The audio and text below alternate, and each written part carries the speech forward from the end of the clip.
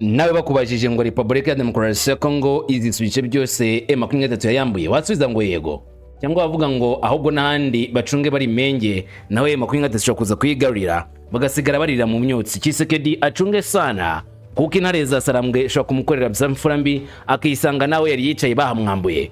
Wavuga gute? Ngira muri comment. Ariko ibyo tugiye kureba muri aka kanya ni ibiki. Twiteke 14 z'ukwezi kwa gatandatu mwaka wa 2026 ku masaha gitondo cyakarekare ku munsi cy'umweru kweza kuri amasaha hari byinshi byabaye ku butaka bwa Repubulika ya Demokarasi ya Kongo by'umwihariko ku mirongo y'imbere ku rugamba. Hari imirwano ikomeye cyane yinjiye muri Ilundu mu kirere ndetse no ku butaka. Wazalendo na FARDC ngo bakaniye bagomba kwigarura karagace ka Ilundu kakabatumbe nyuma ya mikenye, kandi ivyo bigahita bisobanura neza cyane ko ngamba kuvanamo position nk'izina ya M23 yari irimo nyuma yo kwirasa ibisasu biremereye barahita binjira none mu byerekezo bigarina neza aho twakita ngo ni ku mutima wa Minembwe, hanyuma Minembwe bakayivanamo. Amakuru akemeza yuko FARDC ndetse na Wazalendo batangiye operation y'amagasa ariko izimbaraga nezabo. Ibitaza kumenya neza uko bizagenze aho ngaho muri Ilundu ayo operation nyirizina yabereye. Sibyo gusa turaza kubimenya ahubwo ibitero bya FARDC bya Sukoyi byacukuye aho byagabwe nanone harimo agace ka Ilundu n'agace ko muri Madegu. Amakuru yemeze ko FARDC yakoresheje indege za Sukoyi S-25 zigagabitse cyangwa zigakoresha kurasa ibisasu byinjira munsi y'ubutaka bigatubura ku buryo habaye nk'ubuhinge. FARDC ibyo yakoze byagaragajwe na mu masikari bo muri rwego rwa twirwaneho na M23 bavuga ko FARDC yakoze amabara muri ako gace ku rwego rutangaje igatungurana igaba igitero gikomeye kitigeze gitekerezwaho na rimwe ko cyaba kimeze kuriya. Ariko nubundi ngo niyo yari intego nyamukuru. Abari mu metwe muyize nyarugabo ejo twabonye neza bahamya ko ibitero bya FARDC bye bigamije gucukura ndetse no kurimbura position ze 23. Nituvuga yuko bisa nkaho byagenze uko benshi batatekerezaga, nitwa twibeshye bitewe n'uko nawe uraza kwirebera n'amaso yawe uburyo zino Sukoyi zakoze akazi kadasanzwe ku butaka buriho M23 ndetse na twirwaneho. Ibi urabisobanukirwa neza atari ibyo byonyine ahubwo mu gice kigana muri Walikale mama FARDC ndetse na Wazalendo bakomeje gukora ishoka byose ngo bafate ingune zose zirimo 23 inako 23 igerageza kurwana ishaka kwisubiza inguni zose abarwanyi ba FARDC na Wazalendo bakoreramo. Urugamba ni injyana muntu ari 23 ari FARDC ari Wazalendo mu buryo bukomeye cyane. Barifuza ko Walikale inzira nyinshi cyangwa se position nyinshi zirimo izitwa M23 mu biganza bya FARDC, ariko nanone M23 ngo izifitwa na FARDC na Wazalendo zijye mu biganza bya M23. Muri make no gukubita babangura aka gace bakigaruriye Buhimba n'utaza kureba imirwano yabereye nk'irekezo kigana muri Walikale. M23 yaje kwamagana raporo ya Human Rights Watch. Ni raporo ngaragaza ko M23 yakoze ibyaha bikomeye cyane biri muri ibyo bwicanyi, gufata ku ngufu, ubusahuzi n'ibindi. Iyi raporo M23 idaciye ku ruhande yasohoye indi raporo igaragaza ko Human Rights Watch babogamira ku ruhande rwa Kinshasa, nyamara ngo ari ibyaha bikomeye cyane leta ya Kinshasa n'abanyamahanga bafatanya ku mirongo y'imbere ku rugamba ngare bakoze ibyaha byinshi. Hari ukuntu amakuru nk'aya ngaya bari ingenzi cyane kuri front line. Hari ibintu bitatu tugomba gutekereza. M23 ku bwa Human Rights Watch batangiye kwifata nk'utwiterabwoba. M23 ikabona neza ko uyu mutwe nta kindi kintu ugamije uziye komeza kubisiga icyasha no kuwangisha amahanga na Repubulika ya Demokarasi ya Kongo. Warakurikiranye ibibazo byo muri Kongo, iziri tangazo n'ibisobanukirwe neza mu buryo bwimbitse cyane. Waba warahomze na kintu warakurikiranye kuko ni tangazo ifite icyo rihatse nk'utaza kurira hamwe nge nawe kamwe ku kandi. Hanyuma bitwa FARDC ingabo za Repubulika ya Kongo nazo zasabye amahanga kwandika ibyaha byakozwe na M23 muri twirwaneho mu bice za Minembwe ngo akore ibyaha byinshi cyane by'intambara bitagomba gusiga batabihaniwe ababikoze bizange bikunde ngo ice cyose bagiye guhita bakora l'équipe babyigarurire kimwe kuzigarurira hanyuma bajyane mu rukiko abakoze ibyaha byose ku rwego butaka bwa Minembwe mu myaka yose ishize babiryozwe kandi babizire ku rwego rudasanzwe. Ukurikije icyo FARDC itangaza nuko ubwo biraza guhita birangirana M23 yigirijwe mu rukiko ku buryo benshi bavuga yuko ngo nubwo haba habayeho amasezerano yo kumvikana bizagorana cyane ko M23 yajyanwa mu gisirikare cya FARDC mu gihe bashinjwa kugira ibyaha by'intambara bakorera ku butaka bwa Repubulika ya Demokarasi ya Kongo. amubona ni muri Pretoria muri Afrika y'Epfo. Hari icyitwa xenophobia, ni uburyo bwo kurwanya abanyamahanga muri kino gihugu aho bita bimukira batabashaka. Repubulika ya Kongo Kinshasa bagiye kwerezayo intumwa zidasanzwe cyangwa se abahanga bo kujya gukurikirana uko kino kibazo kimeze kugira ngo barenge abaturage bafite ubwenegihugu bwa Repubulika ya Demokarasi ya Kongo. Mwibutse ko Kinshasa na Pretoria basanzwe bafitanye ubufatanye cyane cyane mu byo gucunga umutekano, gusa muri iyi minsi Pretoria nawo ntabwo bizifashe neza no gutabyita intambara mu buryo bweruye, ariko none ntiwabyita amahoro kuko imyigaragambyo nk'ingiyi iri kwangiza byinshi kugeza ku rwego leta ya Afrika y'Epfo yahagurutse ngo irwane nabyo, ariko bikaba bikomeje kugaragara ko biri kugera ku rundi rwego kuruta uko ibintu byari bimeze. Turabigarukaho. Hanyuma Kinshasa hari imyigaragambyo yo kwamagana ubutegetsi bwa Tshisekedi Tshilombo we ushaka guhindura itegeko nshinga rya Repubulika ya Demokarasi ya Kongo, bakavuga yuko badashaka itegeko nshinga rihinduka. Gusa bari Kinshasa bari mu myigaragambyo yagiye gutungwa n'igifaru cyazanye abasikara benshi n'imodoka za pick-up za FRDC. Ibyo kwigaragambyo barabiretse bahita babaha ikaze FRDC bati rwose maze kwigisekera cy'abanyamwuga mukomerezaho. Bisa nkaho bahise bibagirwa ko bari kwigaragambyo kurwanya ubutegetsi bwa Tshisekedi, ahubwo bahita bajya kumushyigikira ku mpinduka yakoze mu gisirikare cya FRDC itakozwe na Joseph Kabila Kabange. Wanyemerera nkaguha ikaze maze kamwe ku kandi kuri kuvuga tukabijyana tureba hamwe ibiri kuvugwa zose dore ku mirongo imbere ku rugamba. Uti ndemeye nanjye ni Umuhungu wa Kamanzi w'Uruwande, ngwino kijyane ku musozo nk'ibisanzwe. Ikaze kuri mwese.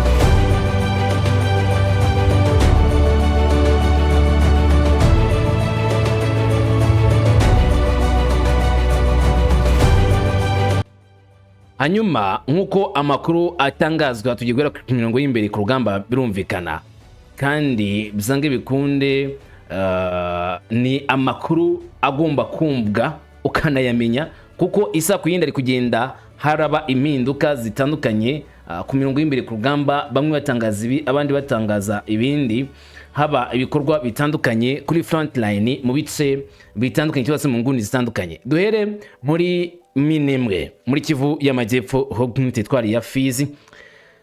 Imirwano yinjiye mu gace ka Ilundu. Si ubwa mbere muri Ilundu umvisha bere mu mirwano, ariko kuri inshuro bisa byatangiye guhindura isura. FARDC na Wazalendo bari muri Mikenye bafite shuwa eshatu: gutera bagafata Ilundu, bamara kuvanamo Ilundu bagatangira kureba ku gice cya Gitavi ku buryo bahita bagifata, usibye ubwo ibitero za drone ndetse n'iby'imbunda ndende, aho kajyana abasikare ku butaka kamara bakubyigarurira bwita benjira none muri Minembwe centre no bakayivanamo. Ni ibirometero bitageze kuri 4 uturutse muri Minembwe centre, aho mvuga muri Ilundu, agace nyirizina FARDC ishaka gukorera operation zo ku butaka. Ariko mbere ya byose ingabo zirwanira mu kirere zatsinze ibisasu ku birindiro za nyuma by'igisike cya M23 n'inshuti zacyo mu gace ka Minembwe rwagati, aho ngaho nyine mu byerekezo bya Ilundu nk'uko amakuru abyemeza. Hari ibirindiro bitatu muri Ilundu. Ibirindiro za mbere bivuga ko byagabweho yitero iminsi ibiri ishize, ariko kuri uyu munsi amakuru akemeza ko n'ubundi ingabo zo mu kirere za FARDC zongeye gukoresha drone bakerekeza ku birindiro za M23 byari bisigaye muri Ilundu ngo ariko babirangiza burundu nk'uko babitangaza nk'agace muri nyirizi gasigariye kari mu bugenzuzi bwa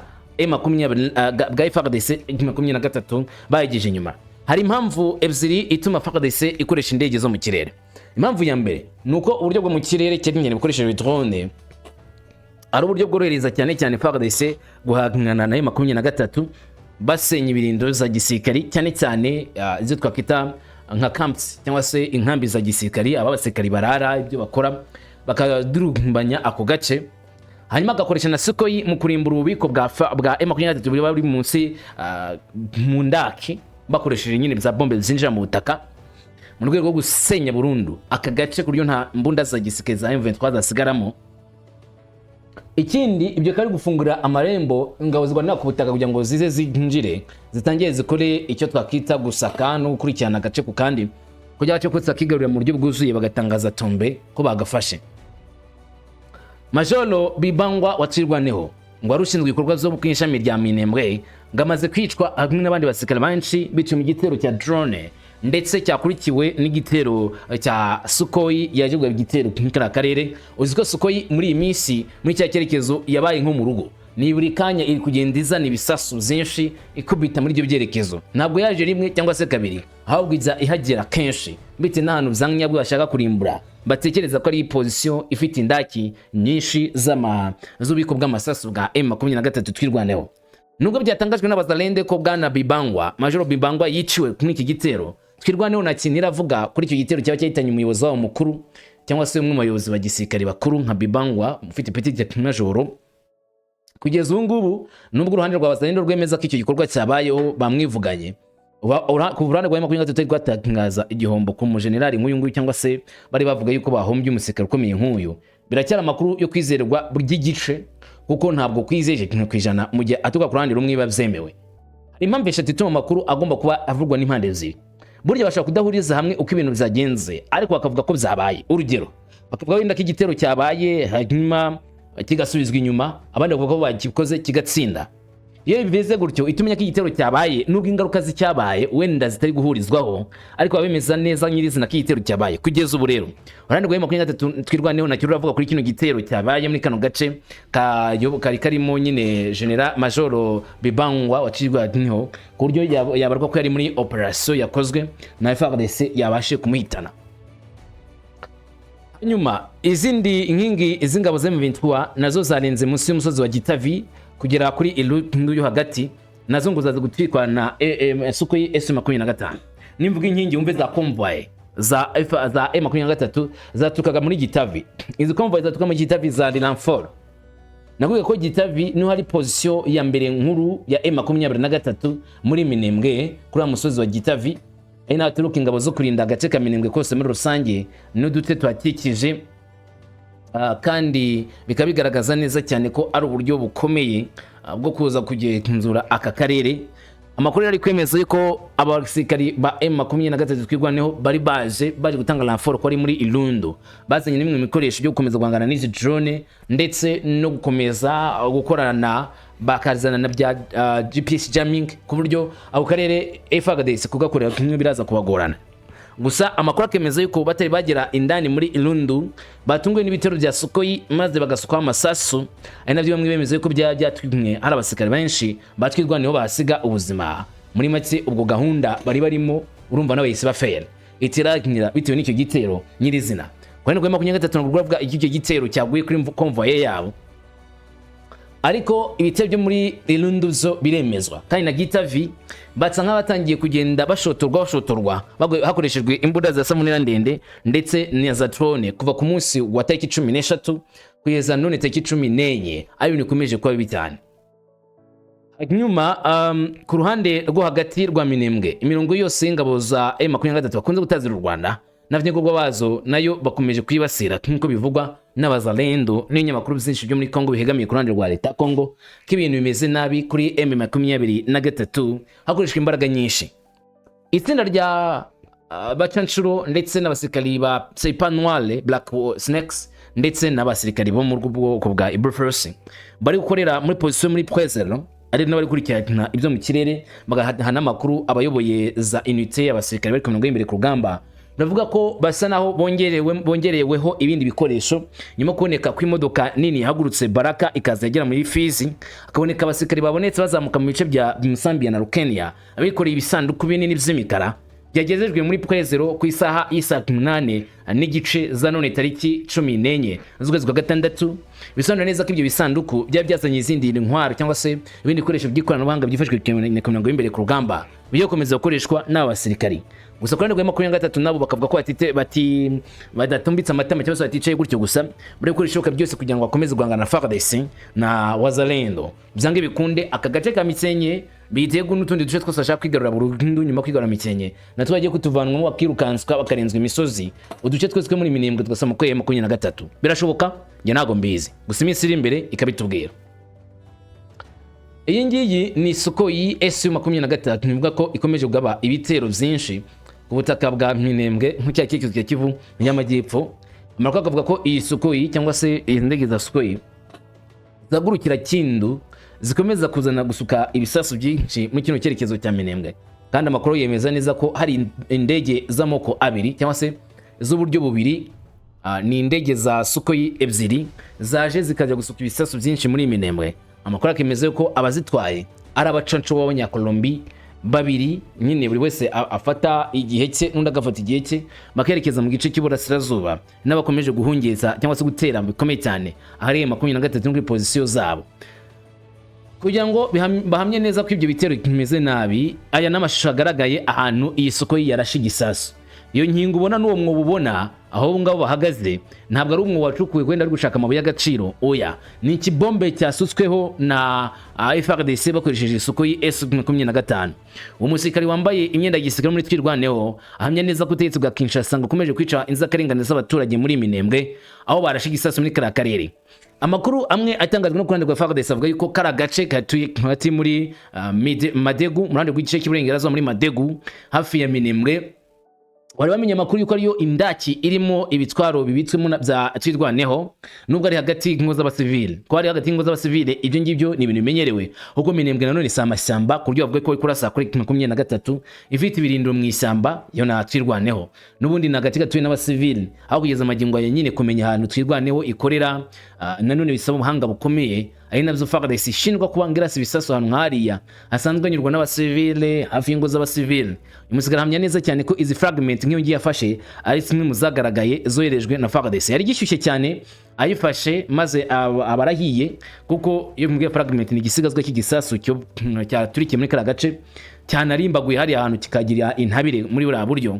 Ibigaragaza neza cyane ko ibisasu ahantu bikubise mama nta kintu kimwe gishobora gusigara. Nimba ari nibiri mu ndake mu minetero zingaye byose biraturikiramo birahiramo, kuko FARDC yateguye neza cyane ibisasu biremere biza bigatikura ndani munsi y'ubutaka bigatera igihombo gidasanzwe, igihombo gikomeye cyane kuri twirwaneho M23.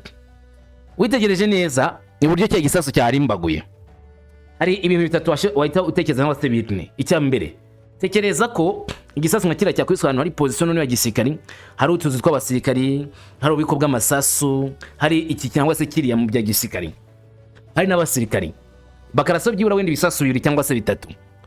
Nkubaze, urabona iki cyarokoka? Uravuze ngo biragoye cyane ko hari cyarokoka. Yego biragoye. Niyo mpamvu rero M23 hamya neza ko ibi bisasu ngo bizaniye gusa akaga abaturage, nta kindi kintu bizaniye Minembwe usibye umubabaro ndetse n'agahinda. Ari mpamvu M23 twirwaneho bamagana FARDC n'abambari bayo ko ibyo bari gukora ibikorwa by'ubwicanyi bidakwiriye kwihanganirwa, bati magari kugugizi bwa nabi. Sukhoi zireke gukomeza kurasa nkuko uyu musirikare yakomeje kugenda agaragaza ibice ubugabwa y'ibitero, akagaragaza ko ari ibice abaturage bari guhura n'umva gusenya kandi ari uburyo bw'inzirakarengane cyangwa se bari kuzira ubusa ibitagakwiriye gukorwa. Gusa FARDC negamye neza cyane ko every means cyase ikintu cyose bafite, igikoresho cyose bafite bagikoresha cyane ku mirongo y'imbere ku rugamba kugira ngo birwaneho bahanganye na duye, bahanganye no bita umwanzi ku rwego rwo hejuru mu buryo budasanzwe, kandi bakomeze ngo kugarura ubusugire bw'ubutaka bwa Repubulika ya Demokarasi ya Kongo. Nuteguza cyane ko FARDC igifite gahunda yo kugaba ibitero bitandukanye mu cyakerekezo, bavuga ko ari kugarura ubusugire bwa leta Kinshasa kugira ngo ubwo butaka nabwo bwongere bugenzurwe mu buryo bwuzuye, aho M23 ikorera twirwaneho hase imiganza za FARDC ubugenzuzi bwuzuye bwongere buhakorerwe. Ibyo ni ibice berekana biri kugabwamwo ibitero. Rero ndakunze kujya dukurikirana kamwe kandi kuri kagamwe ko hari kugabwa ibitero Kivu y'amajyepfo hariya muri Minembwe, n'igihe Minembwe yose zafatirwa na FARDC nimba bizaba bibayeho cyangwa se bazayisubiza inyuma imbimbiko, bati n'undi munsi mwajyagaye twitegereze. Hanyuma Walikale naho habaye ihangana rikomeye hanahana ry'ibisasu rikomeye, aho Wazalendo na M23 barwaniye muri Buhimba. Nk'uko amakuru yaha bitangaza, Inyeshyamba z'F23 na Wazalendo zatangiye kurwana i Buhimba mu gice cya Waloa Yungu mu gace ka Walikale Kivu y'amajyaruguru kuva kuwa Gatandatu 13 ku mugoroba. Buhimba ni huro iherereye ku mpaka uhuza turere twa Walikale ndetse na Masisi. Ngo titware zizihurira muri Buhimba, ni imirwano yongeye gutangira kumvikanira ku rwego rukomeye. Izi ntambara zabaye nyuma y'ibisasu byatewe ku birindo za Wazalendo i Buhimba mu ntangiriro z'uyu wa Gatandatu agana saa 9 z'amanywa ku isaha yo mu gace k'iwabo, ari naho nyirizina ibisasu byumvikanye ku masaha y'umugoroba nyine ariko mbere yaho n'ubundi byasaga naho abasekere ba M23 basa n'abikurikiza nk'iyo nzira gusa kwese saa 9 isatangiye kumvikana biturikira muri iyi nzira cyangwa se muri ako gace ka Buhimba nabyo byongeye gutera ubwoba ndetse no kwibaza byinshi kubishobora kuba muri iranzira. Uko amakuru aturuka mu nzego z'ubuyobozi n'iza gakondo abivuga, urusaku rw'imbunda zikomeye n'iziciriritse rwumvikanye mirometero byinshi uvuye aho imirwano yabereye, ari navyo zaje gutera kwibazwaho byinshi ku rwego rukomeye. Hanyuma nk'uko abayobozi bibanze babivuga, ubwoba bwari burimo gukwirakwira mu midugudu ikikije mu mujyi bitewe n'ubukana bw'imirwano. Abaturage bafite ubwoba ko imirwano izagera no mu midugudu yabo bwabo bagahura n'izago bikomeye, ari n'amavu bamwe bafite ubushobozi batagiye guhungira kure. Mu cyumweru gishize umujyi wa Buhimba none wari umunsi w'ubugenzuzi bw'ingabo za Wazalendo nyuma uko zirukanye inyeshyamba za M23 nyuma imirwano yari ikomeye habereye. Ibintu biracyari bibi cyane kandi bikomeje guhindagurika muri ako gace kuko Amakuru kuva yahirukanwa ikomeje gushaka uburyo bwose bushoboka yazagaruka mu matware yayo iti olingate mu byange cyangwa se mu byemere. Ntabwo mwatuza mu bice twarigaruriye cyangwa se ntabwo mwatuzira muri position ngo mugira amahoro, ahubwo tugomba guhangana namwe mpaka position zacu tuzisubije, niko M23 itangaza. Ndetse ni nayo mpamvu ikomeje kuzamura urwego rw'intambara yerekeza muri karere nk'abashaka gukomeza kuzamura umututu w'imbunda bahanganye na FARDC Wazalendo. Ukurikije neza aka gace ko muri Buhimba Walikale, imirwano ihari hari ibintu ugomba kwitega ku buryo bukomeye. Icyambere cyo kwitega mu buryo budasanzwe nuko iyi mirwano ishobora gusiga ibice byinshi muri Walikale bifashwe na M23 mu gihe M23 bigaragaje imbaraga ikirukana na Wazalendo, cyangwa se bigasiga muri Masisi M23 ihabaye by'akanya gatoya, ubundi ikivumvuri akari yazaririmbwa iti aha hari mwacu naha hari mwacu. Bisaba rero ubuhanga bukomeye bwa buri umwe wese kugira ngo yihagare ku mirongo imbere ku rugamba, yaba FARDC Wazalendo yaba M23 uzagaragaza imbaraga ni uzasigara ari kiyongozi, uzagaragaza imbaraga nkeya bye bye azahura n'uva gusenya. Hanyuma tugaruke nanone kuri raporo ya Human Rights Watch. Uyu muryango utegamiye kuri leta uharanira uburenganzira bwa muntu ku isi urashinja M23 batazira gufashwa n'ingabo z'u Rwanda kwica nkana, guhotera abaturage n'ibindi bizaba byinshi byose binyungu umuntu ku butaka bwa Repubulika ya Demokarasi ya Kongo. Naporo u Rwanda rwamaganye kavuga yuko kwitiranya RDF M23 bwabyo ari ikosa. Ikindi kandi kutita ku mpamvu mpuzamakimbano muri Kongo nabyo bigaragaza ukubogama. M23 byayinanze mu nda isura raporo ndende cyangwa se itangazo rirerire rigaragaza ko Human Rights Watch babogamye bavuga ibyo batazi bakagaragaza ibitari byo. Ndagusomera amagambo ya M23 bwayo uyumvira ibyo bavuze. Ni M23 ifata raporo yasohowe na Human Rights Watch nk'idafite ishingiro na gato kandi ngamije kwamamaza ibinyoma kuko ngijyanye n'inkuru y'ubutegetsi bwa Kinshasa. Nkaho ngo Human Rights Watch ikorera Kinshasa. M23 iributsa ko urugamba rwayo rufite ishingiro cyane cyane ko leta yatunaniwe bizatumye inzego z'umutekano zibura bigatuma imitwe itwaje intwaro yo mu mahanga niyo mu gihugu ikwirakwira kandi gakwirakwira hirya no hino. Kuba hari inzego z'ubuyobozi n'ubutabera zirangwa n'ubucuti na ruswa ndetse n'ibibazo bikomeye by'umwirondoro byabaye intandaro yo kwiyambura amoko, gufata ku ngufu, gusahura no guhunga uduce. Ibyo niyo byatumye M23 ihagurukana ubukana. M23 kandi ashishikariza gutangiza iperereza ryimbitse kandi ryigenga mu mpera z'inzira y'amahoro mu gihugu hose, cyane cyane ko ibikorwa bikomeye byo guhonyora uburenganzira bwa muntu bikomeje gukorwa n'ubutegetsi ngo bwa Kinshasa. M23 ryo itangazo ryabagize bati umuryango wa FC 23 warebye raporo ya Human Rights Watch yitwa urupfu rwari ahantu hose cyangwa se icyo bise la mort état partout irimo ibirego bikomeye kubijyanye n'uburenganzira bwa muntu mu turere dutegekwa nawo. Ukurikije uremere bw'ibirego bizatanzwe, FC 23 yemera ko ibirego nta shingiro zemewe bifite n'amategeko yavuzwe bidashingiye ku bimenyetso byizewe kandi byemezwa. FC 23 ishimangira umurava wayo uhamye yo kohereza amategeko mpuzamahanga y'ubutabazi IHR ndetse nk'amahame ishingiro yo kurengera abaturage ba civil. Bityo iki gisubizo kizibanda ku makosa y'uburyo n'amategeko ku ruhande rumwe no ku rundi ruhande ibisubizo by'ukuri n'imyanzuro ya 23 biboneka. Iti ingingo ya 25 umusirikare wese uhura n'abagore n'abana mu gihe cy'ibikorwa agomba kubarinda no kubageza ahantu hatekanye, ngo niyo ngingo bagenderaho. ati nk'uko bigaragazwa n'amashusho na raporo zisanzwe zitangwa n'abanyakorwa babyifuza imanza zose z'abana bato zagaragaye ntizishyirwa mu byiciro kandi zigasubizwa imiryango yabo. Muri make kugaragaza neza ko abantu bose bafashwe cyangwa se babonetse bagiye bitabwaho abandi bagasizwa imiryango yabo batigeze bakorerwa ibyaha nk'uko bivugwa. Mu rwego rw'ubufatanye bwayo n'inzego zihariye imiryango y'ubutabazi n'uburyo bujyanye no kurengera abana, CYUMWERU igira uruhare mu kumenya abana bashyizwe mu gisirikari cyangwa se bakoreshejwe na FARDC cyangwa indi mitwe itwaje intwaro. Aba bana boherezwa mu bigo byita ku bana no kubagaburira no kubagarura mu buzima busanzwe aho bahabwa inkunga ijyanye n'ibyo bakeneye byihariye hagamijwe gukira ku mubiri, mu mutwe ndetse no mu mibereho myiza. Iyo abana barangije kwitabwaho bahabwa inyandiko icyemezo yo kurekurwa igaragaza ko bitabiriye gahunda yo kubasubiza mu buzima busanzwe no koroshya gusubira mu buzima busanzwe. Intego y'ubu buryo ni ukubashishikariza kugaruka mu muryango mugari udafite ivangura iryo ryose, isuzugurwa cyangwa se ihezwa. CYUMWERU yongera gushimangira ko yiyemeje kubahiriza uburenganzira bwa muntu kandi kongera kwemeza politiki yayo ngo yo kutihanganira na gato kwinjiza abana mu gisirikari.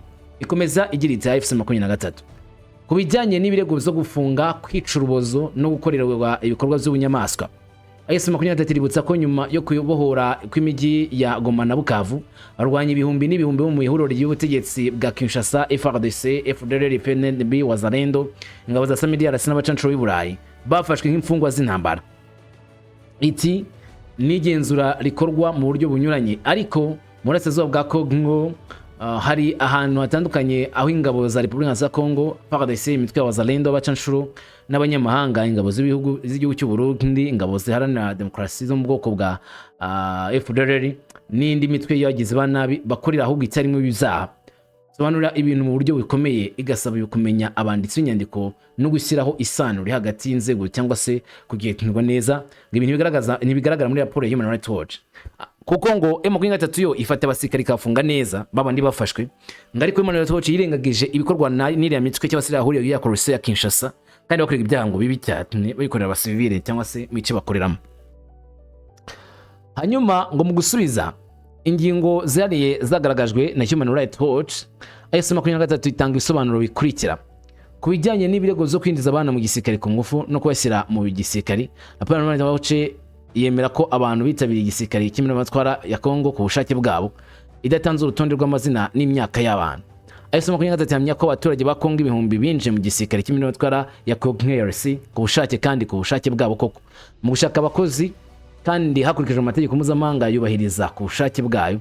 Abana bose bato baramenyekana kandi bagatangazwa ko batujuje ibisabwa hakurikijwe ingingo zikurikiza amategeko ngengamyitwarire ya CYUMWERU. Kuko ngo bagenda ku ngingo 24 ivuga ko bibujijwe rwose kwica umusivile uko byabimeze kose yaba aturutse mu birindiro z'umwanzi, abagore n'abana bafite uburenganzira budasanzwe bwo kurindwa n'ingabo za CYUMWERU. Hanyuma CYUMWERU ibona ko ibirego biri muri raporo bifite inenge nyinshi ku buryo bw'imikorere zigabanya agaciro kayo kw'ibipimo kandi zigasaba kwitonda cyane, kwishingikiriza cyane ku buhamya butazwi. Ibi birego bishingiye ku buhamya bufite imiterere n'ibirimo bitera kwibaza ku kwizerwa kwabo nubwo kutamenyekana bishobora nanone kuba bifite ishingiro kubera impamvu zo kurindwa bigabanya amahirwe yo kwemeza ku giti cyabo. Ubu buhamya ngo ni isoko y'inyamakuru agomba gushyigikirwa, ntabwo ari ibimenyetso bifatika. Ni make ni amakuru agomba gushakirwa ibimenyetso byo kuyashyigikira. Kubera ko ngo batari bafite uburenganzira bwo kugera aho hantu havugwa, abashakashatsi bemeye ko badafite uburenganzira bwo kugera ahantu hazwi nko muri Rumangabo, Cyanzu, ahantu hafungirwa abantu bamwe na bamwe cyangwa se ahantu hafatwa nk'aho hashyinguwe. Bityo imyanzuro yabo ishingiye ngo ku nkuru zitaziguye n'isesengura rya kure bikabuza igenzura ry'uburenganzira, isesengura amabara cyangwa se ngura ry'ibi bikorwa bibi byahabaye. Bivuga ko itivuga neza ko ihungabana ry'ubutaka ryagaragaye mu mashusho ya satellite rishobora kuba rihuye nimba nta kwemezwa na gato kwabyo. Aya mashusho agaragaza ibikorwa bya muntu ariko ntashobora kwerekana mwirondoro w'abantu, icyateye urupfu cyangwa se uwarukoze cyangwa se waruteye. Nk'ini amashusho ya satellite cyagaragaza gusa n'ibyakozwe ariko ntiyagaragaza ngo ni wabikoze. Niko CYUMWERU ivuga yuko amashusho atagenderwaho ibyabishingwa CYUMWERU. Ati cyari cyakwihutirwa rikomeye ry'uburenganzira bwa muntu rikomeje gukorwa n'ibihugu bifite intwaro n'imiryango itari ya leta. bagaragaza ko muri turi nka ADF Kodego FARDC muri Katanga n'imitwe yitwaje intwaro mu butegetsi bwa Kinshasa ngabo ziterambere za IDPS nabo bakora ibyaha muri Minembwe ihuriro ry'ubutegetsi bwa Kinshasa n'uturere tuyikikije umutwe w'abarwanyi ba president ingabo ziharanira iterambere rya IDPS na Mombondo abose bakora ibyaha mu bice byinshi ati muri Uvira muri Kibaya mu kibaya cya Ruzizi muri Walikale mu kibaya cya Kalehe Masisi Korosio y'ubutegetsi bwa Kinshasa Wazalendo FDL n'abacanshuro n'indi mitwe yitwara igisirikare ikora mu ibyaha. Umutwe FC makumyabiri ukomeza kwiyemeza cyane inzira y'amahoro ikomeje hagamijwe kubona igisubizo kirambye ku mpamvu nyamukuru nambara ikomeye kandi ikomeje kugira uruhare rukomeye cyane cyane umutekano mu cy'abaturage muri Republika ya Kongo. Makumyabiri tegamye neza cyane ko akwiriye kubaho uburyo bw'ubufatanye kugira ngo amakimbirane arangire kandi amahoro aboneke ku bantu bose apana ivangura. FARDC ikavuga iti hari ibyaha byakozwe bwa Makumyabiri muri Minembwe bikorwe iperereza. N'ingabo za Republika ya Kongo zatangaje ko zongeye gufata umujyi wa Mikenge uhereye mu misozi miremire ya Fizi Uvira mu Kivu amajyepfo kuwa Gatandatu tariki 10 Kamena ya Gatandatu. Hanyuma mu itangazo ryashyizweho umukono n'umuvugizi wabo wa gateganyo yashyizwe ahagaragara kuwa Gatanu tariki 12 Kamena ya Gatandatu. FARDC yagaragaje ko uku kwigarurira kwabaye nyuma y'imirwano ikomeye yakorwa n'abarwanyi b'umutwe wa bashinja ko ari ADF mitwa ndetse nk'inshuti zabo twirwana na Red Tabara muri Sazoga Republika Iharanira Demokarasi ya Kongo. Gusa ivyo birumvikana ariko nk'uko ingabo za Kongo zibivuga ingabo z'abanzi mu gihe cyo gusubira inyuma zangije ibikorwa remezo byinshi vya leta n'ibyo bikorera ku giti cyabo zisabura imitungo y'abaturage mu buryo butunguranye kandi ziba amatungo menshi muri kara karere. Ku baturage bo mu misozi miremire ya Kivu y'amajyepfo ingabo za Republika ya Demokarasi ya Kongo zoherereje ubutumwa bw'ubufatanye icyizere ndetse no gukorana bashimira uburyo bahanganye n'ibibazo batewe n'imyaka myinshi umutekano muke kandi bongera kwemeza ko biteguye kurinda no kugarura amahoro arambye muri aka gace k'igihugu. Ikindi muri iyo nyandiko FARDC ivuga ko bamwe mu baturage bayo bakomeje gukoreshwa imbaraga z'ubugizi bwa nabi n'abafasha ba M23 ibyo ikaba rero byaginyiza imiryango yabo bityo bigatuma abaturage bakomeza kubabara kandi bigashyira mu kaga amahirwe yo kugira amahoro n'iterambere mu karere muri rusange.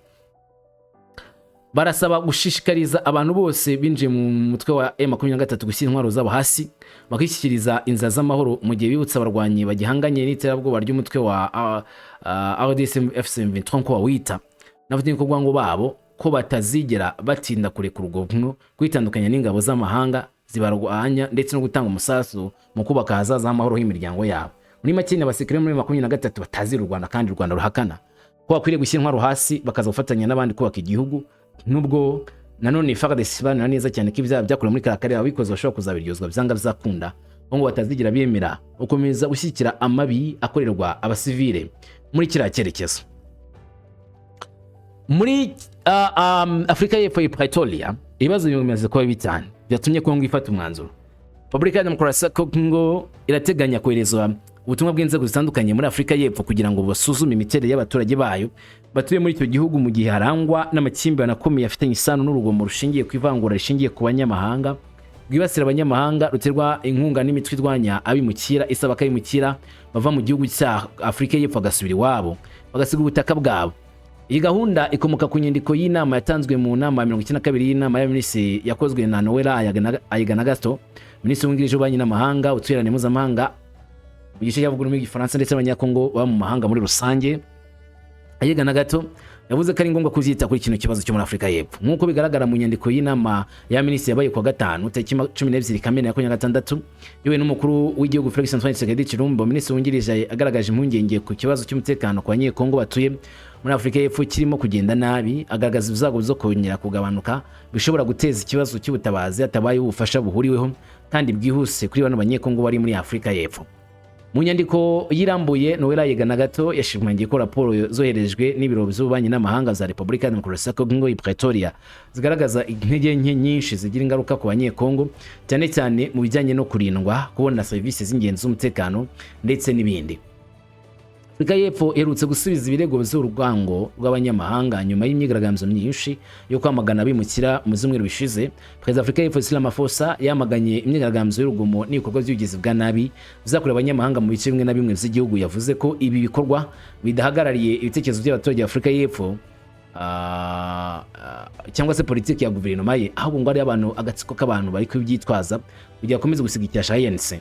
ubukangurambaga buzwi nka Operation Dudura si bushya, ni umuryango uharanira igihugu ko uharamagara igihugu kurwanya abimukira muri Afurika y'Epfo, ushyigikira kwirukana abimukira ku ngufu cyane cyane muri Afurika y'Epfo bashinjwa gufata akazi kurenza urugero mu mirimo ya leta no kugira uruhare mu kongera ibyaha. Ijambo Dudura rikomoka mu rurimi rw'ikizuru risobanura gusubiza inyuma cyangwa se kwirukana ku ngufu, aho bita abanyamahanga mu gihugu cyabo ngo nibataye basubira iwabo. Ngayo da muri Kinshasa nayo imyigaragambyo yabaye kwamagana imanda nshya ya Tshisekedi Tshilombo cyangwa se referendum, yarimwo abantu benshi. Niyo imyigaragambyo yakomerekeyemo Martin Fayulu. Imyigaragambyo bagiye gutya babona igifaru cya FARDC kizanye abasirikare b'abakomando bambaye neza bya danje yatari, maze bitabira bagirwa ibyo bari barimo byo kwigaragambya bate FARDC oye oye, ari byo bivugira bavuga ko FARDC y'igisi kimaze kuba ikinyamwuga cyane. Abayobozi barwanya ubutegetsi bagomba ngo kureka kugerageza guteza amakimbirane hagati y'abaturage n'ingabo zabo. Abarwanyi bashyizeho ingamba zo kwigaragambya ngo ahubwo barebe imyitwarire yabo iyo babonye FARDC. Kubona FARDC ubu bizanira abaturage ibyishimo byinshi.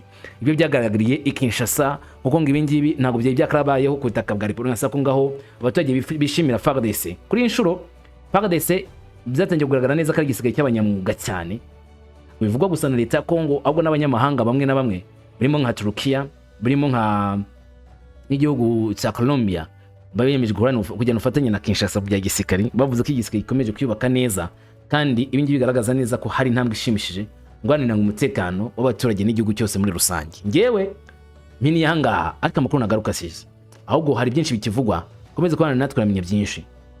Ubwe neza amahoro.